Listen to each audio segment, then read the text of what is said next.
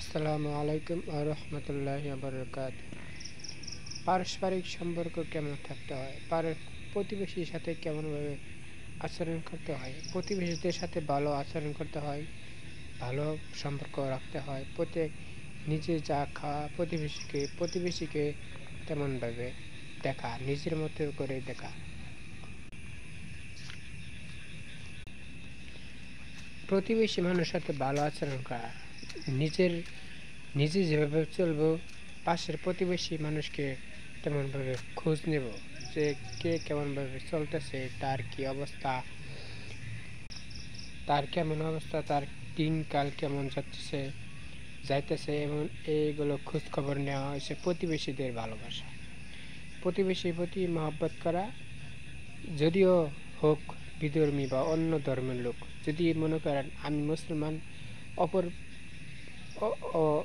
এক বাড়ির পরের বাড়ি মুসলমান, মাঝখানে বাড়িটা হিন্দু বাড়ি অথবা অন্য কোনো ধর্ম, খ্রিস্টান বৌদ্ধ হতে পারে, কিন্তু তাদের সাথে আচরণ ব্যবহার ভালো রাখতে হবে। তাদের সাথে যেন তারা কখনো কোনোভাবে বলতে না পারে যে মুসলমানরা ইসলামী ধর্মের লোক ভালো না বা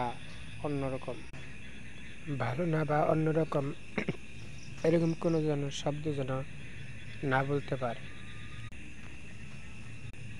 কারণ সে হচ্ছে অন্য ধর্মের লোক। সে যদি আমাদের ভুল ধরে যে ইসলাম ধর্মের লোক ত্রুটি রাখে ভালো না, তাহলে তো আমাদেরই মানহানি হয়। এজন্য সবার সাথে সম্পর্ক ভালো রাখা, যেন সবাই ভালো বলতে পারে, আমাদের ভালো বলে এবং আমাদের ধর্মকে ভালো বলে।